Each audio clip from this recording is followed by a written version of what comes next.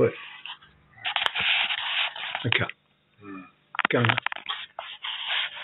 Kijk. Kijk. Mais où est-ce qu'il faut quand même? Ah, bah, déjà, ah, d'accord. أعوذ بالله من الشيطان الرجيم بسم الله الرحمن الرحيم.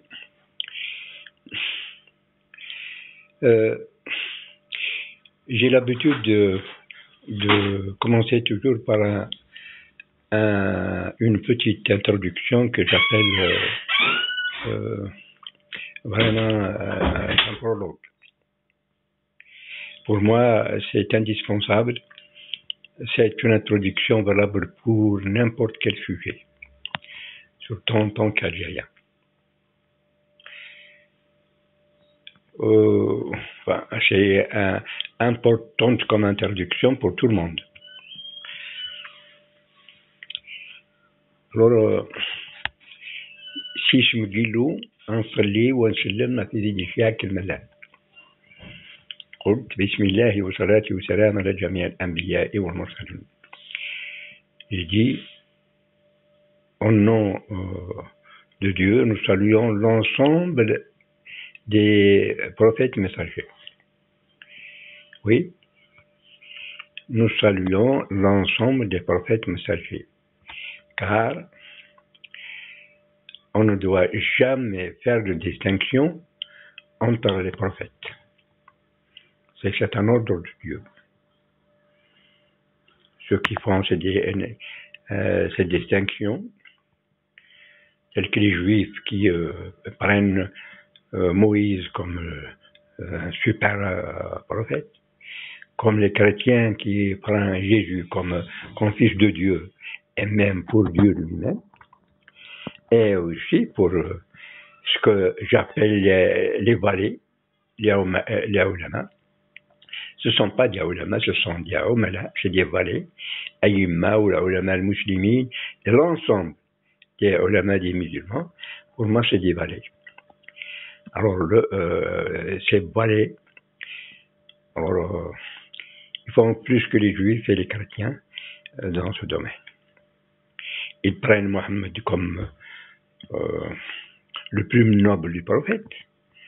Ils le prennent comme le maître des prophètes.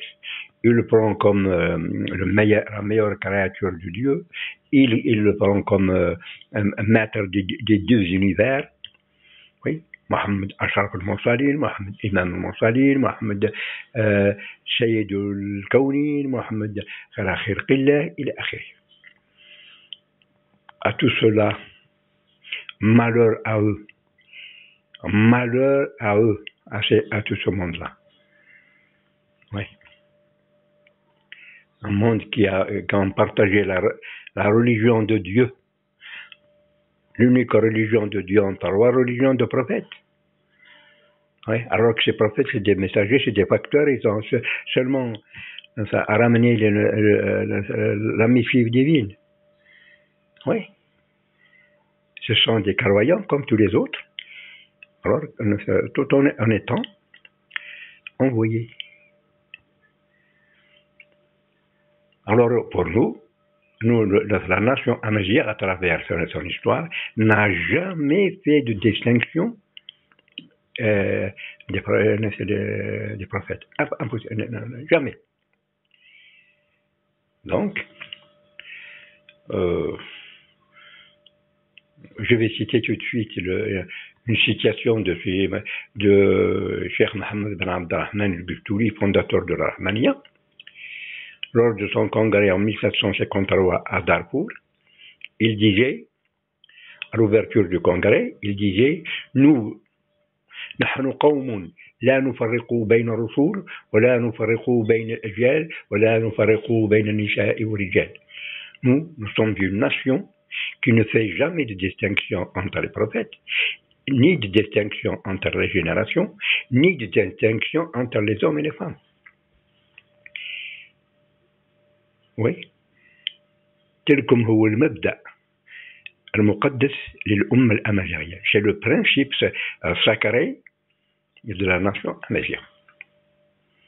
Et ça, c'est C'est des recommandations de Dieu. Et aussi, là où je prends la parole, et cela depuis 1965, là où je prends la parole ici en Algérie, ici à Tizi Ouzou, à Alger, à Constantine, en Libye, au Maroc et même à Paris, à chaque fois où je prends la parole, je commence par ce prologue. Et je commence d'abord par la langue maternelle, par la langue nationale. Par ma langue nationale. La langue nationale qui est amazigh. Je ne dis pas ma langue maternelle comme certains l'ont essayé d'inculquer pour détourner l'esprit des générations. Non, on ne doit pas dire langue maternelle. On doit dire langue nationale. Parce que si on dit maternelle, ça prête à confusion. Si ma mère est française, donc ma langue, c'est le français. Si ma mère est saoudienne, donc ma langue, c'est l'arabe. Non, c'est faux. Alors il faut déjouer toutes ces manœuvres du langage minutieusement préparé et minutieusement appliqué par des forces que, en réalité, ce ne sont pas des forces occultes, c'est des forces apparentes. Mais il faut essayer d'éviter toutes sortes de sens figurés, parce qu'avec le sens figuré, qu'ils ont réussi à défigurer le sens propre, à désorienter l'esprit des peuples. Donc, c'est un devoir de chaque citoyen du monde de commencer par sa langue nationale, là où il prend la parole. Normalement, à l'ONU, chaque représentant à l'ONU doit commencer par sa langue nationale. Et après, il parle avec une autre langue pour faire comprendre les auditeurs. Eh bien, j'utilise cette façon, cette machin. Alors aujourd'hui, je vais essayer de parler des problèmes d'actualité, oui, qui prévaut sur notre planète. Il est vrai que j'ai déjà adressé il y a 2 ans environ, sur l'internet YouTube, sous le nom Dahlel Mouloud, connu sous le nom Sid Hassan Nait El Haj, ou bien Dahlel Hassan, ou bien Dahlel Mouloud, ou Sid Hassan Nait El Haj. J'ai adressé une lettre ouverte à l'ensemble de la jeunesse mondiale, particulièrement à la jeunesse estudiantine. Et aussi un texte, un paragraphe, particulièrement à la jeunesse africaine et à la jeunesse estudiantine africaine, bien sûr. Et dans cette lettre-là, j'ai glissé quelques mots à notre frère, Sa Majesté le roi Mohammed V, le roi du Maroc. Je dis bien du Maroc et non du Maghreb. Le mot Maghreb, il faut le rayer dans notre langage. Il est péjoratif, c'est insensé et tout ça. Ça fait partie des mots empoisonnés, envenimés, oui, intégrés dans le langage public officiel depuis presque un siècle et quelques. Il est vrai maintenant, vous allez me dire que lorsque je parle comme ça, je parle en corrigeant. Oui, et on doit parler en corrigeant, parce que vu la situation actuelle, vu le langage officiel repris par le langage public, un langage venimeux, oui, cher à tromper les peuples, à tromper génération et génération. Donc, il faut parler en corrigeant. Un mot qui n'est pas à sa place, il faut tout de suite le dénoncer. Oui. Il ne faut pas tomber dans le jeu. Ils vont vous dire non, ça change de sujet. Non. Ça ne change pas de sujet exactement. N'importe quel sujet qu'on doit traiter, on doit parler en corrigeant en même temps. Oui, oui. Je vais donner un exemple. C'est comme quelqu'un qui trouve dans les ordures en sortant de chez lui à la maison. Eh ben, sous prétexte qu'il est pressé d'aller à son travail, il va marcher sur les ordures, parce qu'il est pressé. Ah non, il doit nettoyer son passage. Oui, oui, comme ça, en retournant, il va trouver le chemin propre. Et ceux qui vont le suivre derrière, ils vont trouver le chemin propre. Oui. Quitte à même arriver en retard au travail et quitte même à manquer une journée de travail. Il faut d'abord nettoyer son passage de chemin. Dans la discussion, c'est pareil. Oui, quitte à donner beaucoup plus de temps à la correction du langage que le sujet lui-même. Oui, parce qu'il faut parler en langage. C'est le seul moyen, Yannick, vraiment, de se réveiller, de détremper les peuples. Eh bien donc, j'ai dit une lettre adressée, dans cette lettre, j'ai glissé quelques mots à notre frère, Sa Majesté Mohamed V, Mohamed VI, pour lui dire il a un grand rôle à jouer, il suffit que d'une toute petite déclaration. Cette déclaration, je vais arriver par la suite. Oui. Ou bien je vais la dire tout de suite comme ça.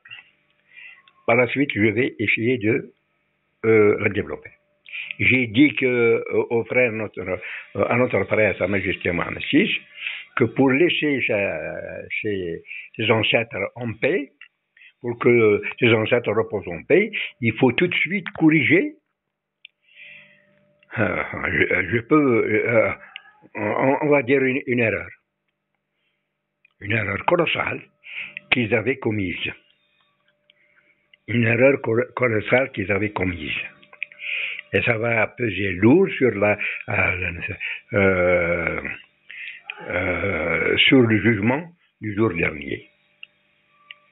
Oui. C'est de tomber dans des pièges, où ils se déclaraient qu'ils étaient des descendants du prophète. Des descendants du prophète. C'est des centaines de familles de ce genre, y compris la mienne, oui. Il se disait que nous sommes des marabouts, nous sommes descendants du prophète. Alors que c'est fou. Quand bien même, j'ai fait toute une lutte pendant plus de, je ne sais pas comment, pour nous libérer de ce concept vraiment erroné, voire même imbécile. Oui, c'est idiot de penser qu'à n'importe comment. Alors, brièvement, parce que je vais revenir sur ce sujet aussi. Mais j'ai dit, admettons, partageons ce mensonge vraiment grave qui a ruiné l'unité des peuples, des peuples musulmans, des peuples arabophones surtout. Alors, partageons ce mensonge en deux. Admettons que c'est vrai. Admettons que vous êtes descendant du prophète Mohammed. Ça, c'est quasiment impossible de le prouver. Impossible. Mais admettons, c'est vrai.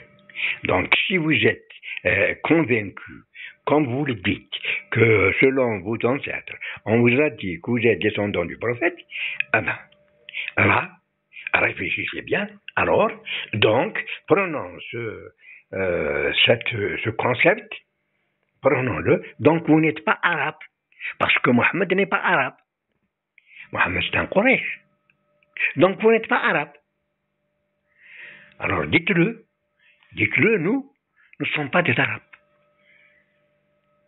Nous ne descendons pas des arabes. Dites-le.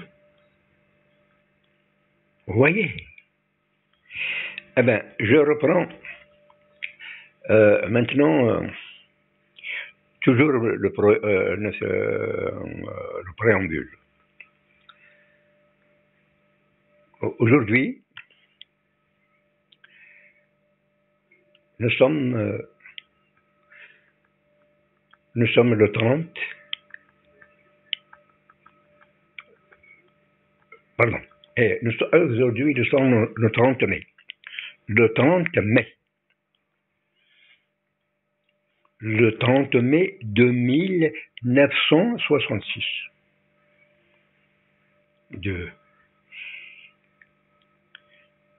Non. HR. Oui. نعم. ثلاثين ماي 1966. Donc, nous sommes le 30 mai de 1966. Le calendrier Amazigh.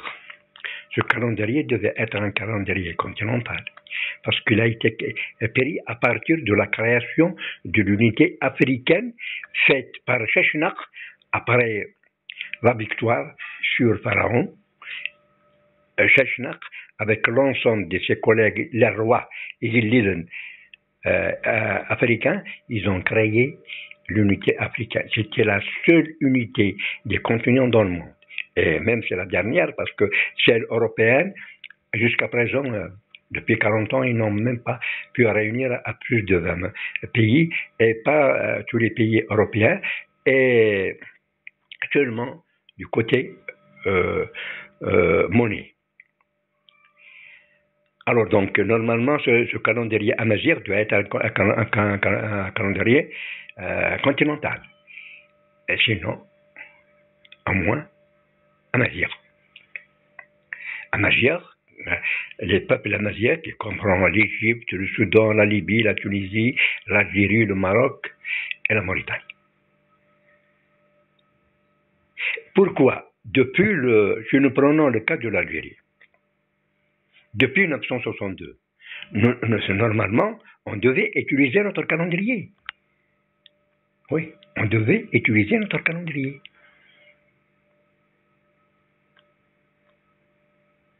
Et pourquoi à l'école, du primaire jusqu'à l'université, personne n'a essayé d'utiliser ce calendrier? Est-ce que c'est interdit? C'est pas interdit. Est-ce qu'il y a une loi qui l'a interdit? Non. Est-ce que haram? C'est prohibé par la religion? Non, c'est haram. Est-ce que aïb? C'est une honte? Non. À partir du moment, c'est pas une honte, bien au contraire, c'est une fierté. À partir du moment où c'est haram, il n'est pas prohibé, bien au contraire, c'est un devoir religieux. Religieux, oui. À partir du moment, ce n'est pas interdit. C'est un devoir. Et pourquoi ces messieurs, les instituteurs, à partir de la crèche, à partir du primaire jusqu'à l'université, ils n'ont pas utilisé jusqu'à aujourd'hui, 2016. Ça veut dire quoi? Ça veut dire dans la tête de nos intellectuels, entre guillemets, il y a quelque chose qui ne va pas. Il y a quelque chose qui ne va pas. Qui c'est qui les empêche? Qui c'est qui les empêche? Ah, ce qui les a empêchés, c'est l'absence totale de la conscience. Et quelqu'un qui a une absence totale de la conscience, il est voué à faire que des bêtises. À faire que des bêtises. C'est ce qui se fait. Eh bien, شفنا باللي أشياء ممنوعين c'est interdit وما خافوش الحكومة يديروها في الجامعات في المؤسسات المدرسية et tout ça. شفنا. ما خافوش الحكومة. Ils n'ont pas peur des autorités, ils font des choses interdites à l'université. Ils font des choses par leur religion, mais ils n'ont pas peur de Dieu. Ils font des choses, aïb, c'est une honte. Mais machmouch, ils n'ont pas honte, ils le font. Ben, pourquoi alors? Qu'est-ce qui les a empêchés d'utiliser cette date? Donc là, il faut classer ce monde-là. D'où vient l'absence de la conscience? Alors, on va trouver tout de suite d'où vient cette perte de conscience qui a stoppé le réveil de la conscience. Je l'ai déjà dénoncé tout ça depuis 1965. Mais la presse algérienne, ou la presse, même la presse française, la radio, la télévision et tous les moyens d'information n'ont jamais voulu les publier. Je vais vous expliquer par la suite pourquoi. Vous voyez? Alors, toujours dans le prologue. Donc, j'ai dit que le calendrier amazigh, nous sommes aujourd'hui le 30 mai de 1666, qui correspond, oui, à 11 juin 2016. 11 juin 2016, qui correspond نعم 11 شهر رمضان 10 شهر رمضان 1406 qui correspond au 10 du Ramadan, oui, 1406 du calendrier islamique. Et vous allez dire ceux qui ont l'habitude d'utiliser le calendrier islamique, vous allez dire non. Nous sommes en 1737. Oui. Ceux qui utilisent le calendrier de l'Hijr, ce qu'on appelle Hijra, écoutez-moi bien. Oh, jeunesse musulmane, jeunesse estudiantine musulmane, jeunesse d'expression arabe, de tous les pays d'expression arabe. Écoutez bien.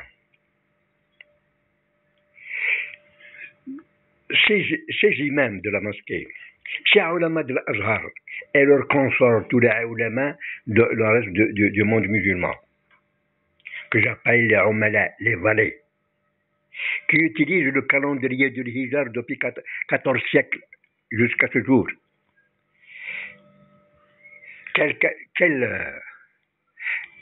Quelle considération doit-on le donner? Quelle crédibilité qu'on doit donner à ces gens-là? Je vais vous l'expliquer.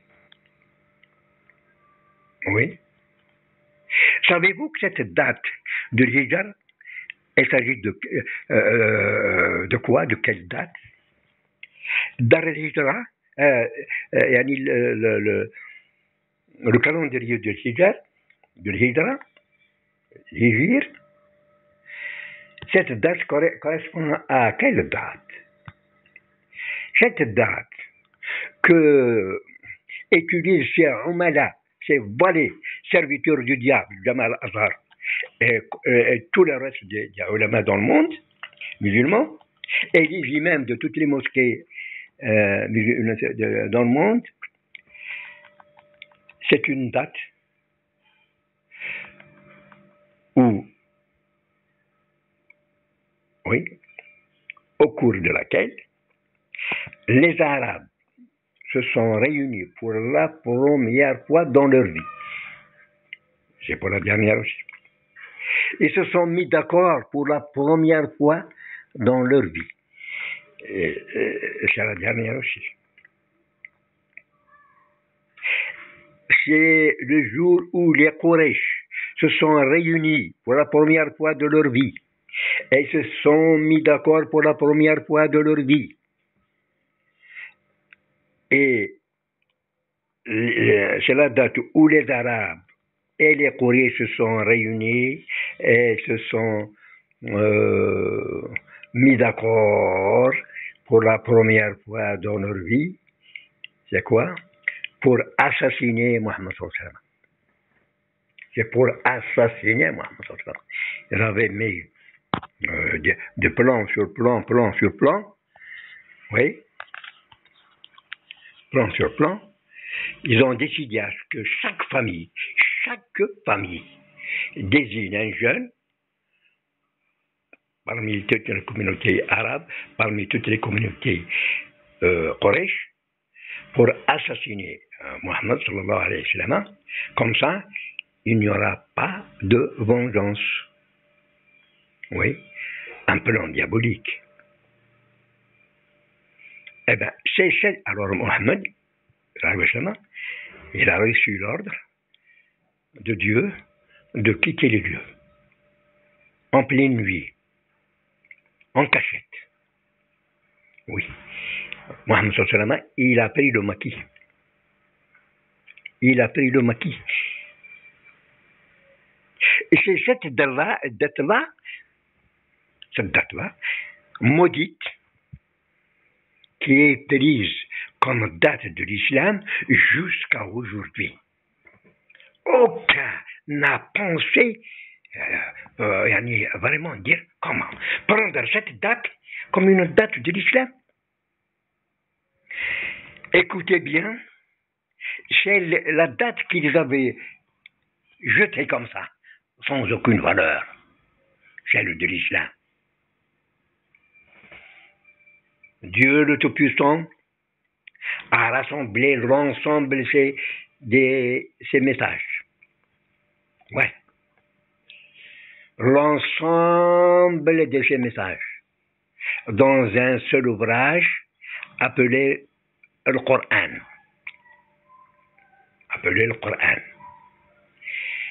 Alors, transmis à Mohammed sallallahu alayhi wa sallam par Jibril alayhi salatu wa salam.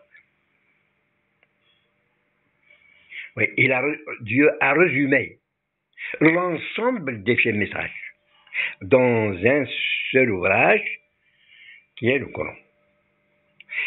Et il avait adressé à toute l'humanité par le biais de son envoyé Mohammed sallallahu alayhi wa sallam. Voyez, quel jour il a choisi la meilleure nuit, la plus préférée, Laylatul Qadr. Dans sa valeur, la valeur de Laylatul Qadr, elle a une valeur de 1000 mois. Laylatul Qadri khayrun min alfi shahr. Laylatul Qadru khayrun min alfi shahr. Khayrun min alfi shahr. نعم.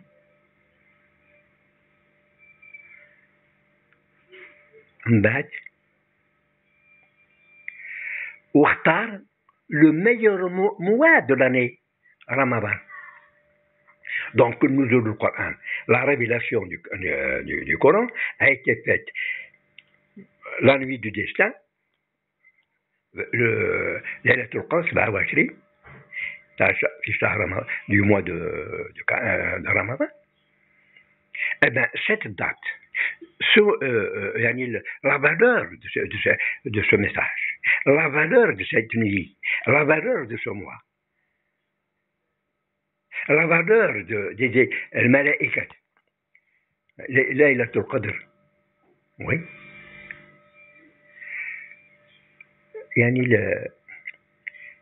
Tout ça n'a aucune valeur chez les messieurs, les umala que vous appelez ulama, les imams qui vous entraînent partout, les umala que vous appelez umala. Eh oui. هذه الليلة تنزل الملائكة والروح فيها. Ah ben, tout la descente de ces anges sous le commandement de Jibril à tous cet événement de Malaïka ou Jibril en faisant descendre ce message sacré au prophète Mohammed, et tout ça n'a aucune valeur pour ces messieurs. La valeur pour ce monsieur, c'est le jour où les Arabes se sont réunis, où les jours ils se sont mis d'accord. C'est le jour où les Quraysh, les Arabes se sont mis d'accord. Pourquoi? Pour tuer Rasoul sallallahu alayhi wa sallam. Eh bien, ce sont les gens-là qui ont fait de vous. Quoi? Cherchez vous-même ce qu'ils ont fait de vous. C'est ces gens-là qui ont vraiment empêché le réveil de la conscience d'un coup. Avec un autre moyen, bien sûr. Oui. Est-ce que, depuis 14 siècles, aucun étudiant de n'importe quelle université n'a posé cette question? Parce que, pourquoi on a choisi cette date de l'Hijra? Eh bien, aucun n'a posé cette question, mais ils ont donné vraiment d'informations, ces messieurs-là, à travers les 14e siècle, tel que c'est Omar Ben Khattab qui a ordonné de prendre l'Hijra comme la date du calendrier du musulman. Oui. Ben, je ne pense pas qu'Omar soit athée, un athée à ce point. Parce qu'il faut être athée. Il faut être athée contre l'islam pour donner de l'importance à cette date, oui, en rejetant la date sacrée la nuit du destin, Laylatul Qadr ou Sharama. Il faut être un athée. Admettons qu'Omar l'a dit. Omar, c'est un être humain. Il n'a pas d'humanité. C'est un être humain. Omar et ses compagnons ont déjà fait pas mal d'erreurs, pas mal de fautes. Peut-être les fautes et des erreurs. Par les efforts commis, peut-être Dieu va les pardonner. C'est tout ce qu'il connaît, c'est tout ce qui compte, c'est tout. Donc on ne doit jamais tenir compte de ce que dit n'importe qui au détriment du Coran. Vous voyez? Ce sont ces gens-là que vous appelez ulama, ce sont ces gens-là que vous écoutez, ce sont ces gens-là. Mais quelle crédibilité à donner à ces gens-là? Je m'adresse à toute la jeunesse du monde musulman particulièrement, normalement, toute la jeunesse du monde doit tirer ce machin. Parce que l'université, c'est une université universelle. Chaque étudiant, chaque intellectuel doit porter des choses, doit se demander des questions de ce qui s'est passé dans le monde, même s'il n'est pas musulman. Il y a des choses que font les juifs. Un étudiant doit le savoir. Doit savoir c'est quoi le communisme, c'est quoi, oui. Un étudiant, c'est quelqu'un qui doit savoir tout. Ce n'est pas parce qu'il n'est pas musulman qu'il ne doit pas s'intéresser à ce que disent, à ce que j'écrive, à ce que font les musulmans, ou bien à ce qu'ils écrivent les chrétiens ou les juifs ou bien à ce que font les communistes ou autre chose. Non, un intellectuel, quelqu'un qui doit vraiment étudier, critiquer et commenter tout ce qui est dans le monde. Donc, là, l'affaire, c'est l'affaire de toutes les universités du monde. Oui, particulièrement, bien sûr, les universités des pays arabophones. Vous voyez? Eh bien, tout ça nous amène à ce qui se passe actuellement dans le machin. Vous voyez? Parce que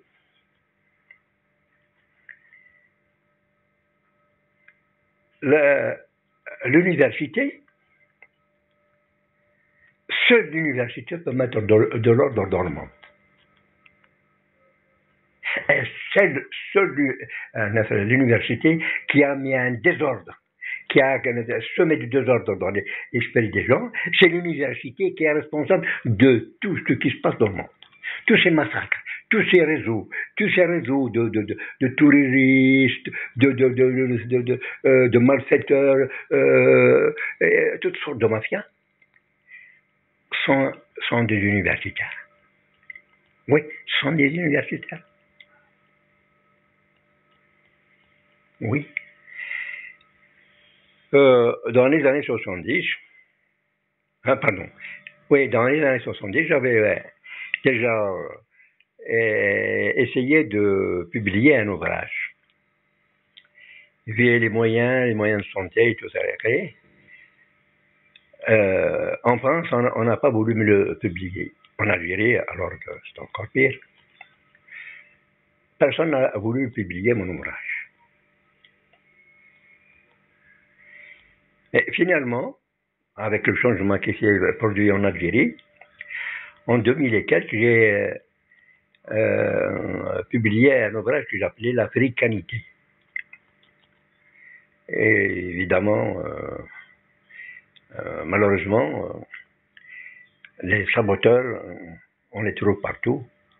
Ils ont profité de mon état de santé parce que je commençais à perdre la vue, oui. Alors, ils ont publié la partie qui n'est pas corrigée, qui était au niveau du brouillon. Oui, dans les cahiers du brouillon. C'est cette partie-là qui a été publiée. C'est pas la partie corrigée. Le responsable de l'édition n'est pour rien, mais il y a un service spécial qui s'est mis de machin. Ils ont publié ce qui est dans le brouillon. Mais tout de même, pour moi, le message est passé. Pour moi, le message est passé. Donc, ce que je viens de dire, tout ça, je l'ai dit dans cet ouvrage. Et dans le préambule, oui, à la première page, j'ai dit que, il est vrai, j'ai dit que moi, je me suis imprégné par le système coranique. Je ne veux pas utiliser le système académique, parce que le système académique, il est fait d'une manière machiavélique. Oui, ils entraînent les gens comme ça dans certaines voies pour les mettre dans l'erreur, dans des tunnels sombres. Alors j'ai dit dans ce préambule, en effet, oui, le lycée, c'est un mot grec qui veut dire jardin. Oui, jardin. L'université, c'est une pépinière de cadres. C'est une pépinière de cadres. Personne ne peut le nier. L'université, toutes les universités du monde, ce sont des pépinières de cadres. Tous les cadres de l'université sont fournis par les universités. Mais malheureusement, ce sont des pépinières arrosées avec des eaux usées. Toutes les universités du monde sont des pépinières, mais arrosées avec des eaux usées. Ben, cet ouvrage, dès que quelqu'un le voit, un étudiant ou un professeur encore moins, dès qu'il ouvre, il ouvre le livre et il trouve en première page ça, il le laisse. Ben, ça a provoqué vraiment des colères, tout ça. Oui. Oui, effectivement. Je tiens à le redire, et je le redis à chaque fois. C'est des pépinières arrosées avec des eaux usées.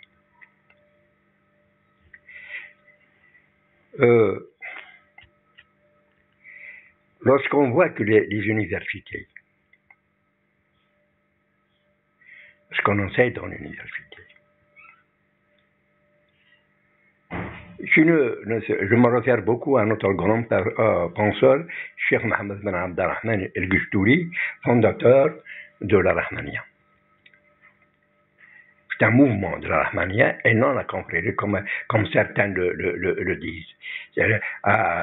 Cheikh Mohammed Ben Abdelrahman, il n'a pas organisé ou fondé une confrérie.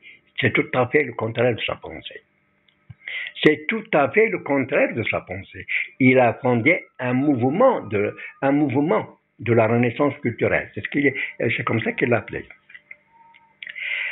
Alors, qu'est-ce qu'il a dit? Il a dit toutes les choses ont des frontières géographiques. La culture, la langue, l'économie, tout ça et tout. Sauf deux choses. La science et la religion n'ont pas de frontières géographiques. La science et la religion n'appartiennent pas à un peuple, à un territoire donné, à un peuple donné, à un continent donné, à un secte donné, non. Donc, l'université, vous dites, ne doit pas être patronné par le roi, à l'époque avec des rois, à l'époque de Cheikh Mohammed Ben Abdelrahman, en 1700 et quelques. Donc, les autorités n'ont pas le droit de mettre la main sur les universités, sur les universités.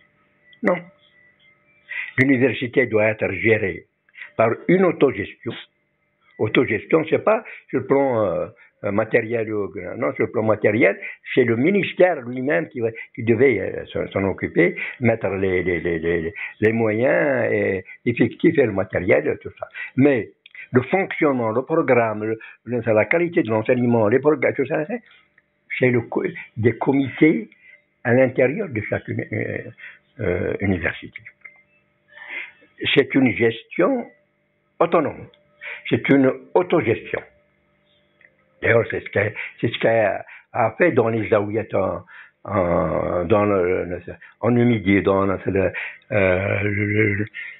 chez dans la nation amazigh. Les Jaouillettes ils sont gérés avec une autogestion. Une autogestion, oui. Personne, ils n'ont pas de patron. Il y a des commissions, des comités des étudiants, des comités de professeurs de toutes les disciplines et tout ça. Alors, il a dit que toutes les universités du monde doivent s'organiser comme ça, avec l'autogestion, au niveau de chaque université, puis au niveau de chaque pays, puis au niveau de chaque continent, puis au niveau international. Ce niveau international, c'est ce qui est normalement comme l'UNESCO. Donc, ce qui doit être enseigné doit être décidé par les professeurs eux-mêmes. Ces professeurs au niveau de chaque université, puis au niveau national, puis au niveau continental, et puis au niveau international. Donc l'UNESCO doit surveiller, inspecter toutes les universités du monde, de voir est-ce que l'histoire de ces pays sont authentiquement enseignées, est-ce que toutes les matières enseignées, est-ce qu'il n'y a pas de tendance vraiment qui domine une sur l'autre? Oui. Afin que chaque langue de chaque pays doit être ressuscitée, chaque culture de chaque nation doit être ressuscitée, afin que toutes les vérités historiques seront enseignées, et il n'y ait pas de falsification d'histoire, ni l'abolition d'une telle culture ou d'une telle et tout ça. Il a dit, par exemple, que tout ce qui est écrit, même avec d'une seule personne, oui, tout est écrit d'une seule personne, est automatiquement un patrimoine historique, culturel de toute l'humanité. C'est ce qu'il a dit. Tout ce qui a été écrit par une seule personne est un patrimoine de toute l'humanité. Mais là, en expliquant bien que, par exemple, on ne doit pas faire du monopole dans le patrimoine national, international. Toutes les révélations divines font partie du patrimoine mondial. Les ouvrages divins sont les premiers ouvrages du patrimoine mondial. Donc, les Juifs n'ont pas le droit, on ne doit pas laisser la Bible sous le monopole des Juifs. On ne doit pas laisser l'Évangile sous le monopole des chrétiens. On ne doit pas laisser le Coran sous le monopole des musulmans. Non. Ces ouvrages qui sont sacrés ou pas sacrés doivent être étudiés par l'ensemble des étudiants à l'université. Tous les étudiants doivent avoir leur module sur les ouvrages sacrés. Il doit avoir un module sur la Bible, sur l'Évangile, sur les psaumes, sur le Coran. Oui. On ne doit pas laisser seulement la Bible pour les Juifs, l'Évangile c'est pour les chrétiens, le Coran comme c'était comme ça. Donc l'UNESCO doit exiger un programme pour que toute la jeunesse du monde, tous les intellectuels du monde puissent avoir un aperçu, une vue sur l'ensemble du patrimoine culturel, spirituel de l'humanité. Aucun n'a le droit d'avoir le monopole. Non. Donc, ce que connaît cet étudiant musulman doit être connu par l'ensemble des étudiants. Ce que connaît un étudiant juif doit être connu par l'ensemble des étudiants du monde. Ce qui est connu, ce que c'est l'étudiant chrétien doit être connu par tout le monde. C'est-à-dire, on ne doit pas dire que celui-là, c'est un chrétien parce qu'il a lu que l'évangile. Celui-là, c'est un juif parce qu'il a lu que... Non, il faut avoir le même niveau du Coran, de la Bible, de l'Évangile et des psaumes pour toutes les universités. Oui. Le traitement après, dans la spécialité, c'est par exemple, après on crée des spécialités dans le domaine littéraire, dans le domaine de l'histoire, dans les facultés de lettres, facultés d'histoire, tout ça à la différence de pensée, ou bien de lecture, ou bien de versets du Coran par rapport à l'Évangile, par rapport à la Bible, par rapport au psaume, par rapport à l'Akhéri, ce n'est pas un imam de la mosquée de me dire ce qui est vrai ou ce qui est faux. C'est pas à l'église de me dire ce qui est vrai ou ce qui est faux. C'est pas au rabbin de la synagogue de me dire ce qui est vrai, ce qui est faux. Soit sur Moïse, soit sur Jésus, soit sur Mohammed. Ce n'est pas à ces gens-là de me dire ce qui est vrai, ce qui est faux. C'est la commission du monde spécialisée, oui, qui vont dire, voilà, tel verset est conforme à la logique, est conforme à la science. Ce verset est répété de la Bible à l'Évangile, de l'Évangile à le Coran. Ça, telle version, on ne trouve que dans la Bible. On ne trouve que dans le machin. Tout ça doit être étudié par des spécialistes qui ont choisi cette matière. C'est ça. On ne doit jamais utiliser une matière contre une autre. On ne doit jamais utiliser une spécialité contre une autre. C'est des spécialités qui se complètent. Maintenant que quelqu'un veut de la médecine traditionnelle, mais c'est pas pour combattre la médecine moderne. Quelqu'un qui veut, par exemple, il y a quelque chose dans la Bible qu'on ne trouve pas dans le Coran ou qu'on trouve dans les psaumes ou dans les machins, c'est à la science de le confirmer, de le dire. Bien que la science, elle avance toujours. On ne peut pas tout rejeter, parce que la science, jusqu'ici, elle n'a pas tout confirmé. Mais ce qui est confirmé par la science, qu'il soit dans le Coran, qu'il soit dans la Bible, qu'il soit dans l'Évangile, personne ne peut être contre, parce qu'il est confirmé par la science. Il n'y a que la science qui est habilitée à juger un verset. Oui. Alors, il est vrai que la science avance encore, elle n'a pas tout confirmé, donc on ne doit pas rejeter ce qui n'a pas encore confirmé par la science. Mais on le met dehors, on le met de côté.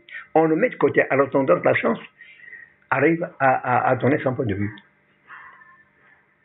Mais sans aucune...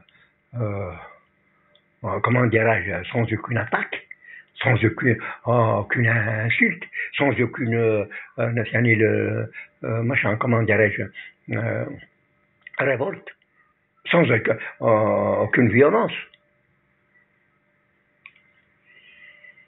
Alors donc, c'est l'UNESCO qui devait mettre de l'ordre dans l'esprit des gens.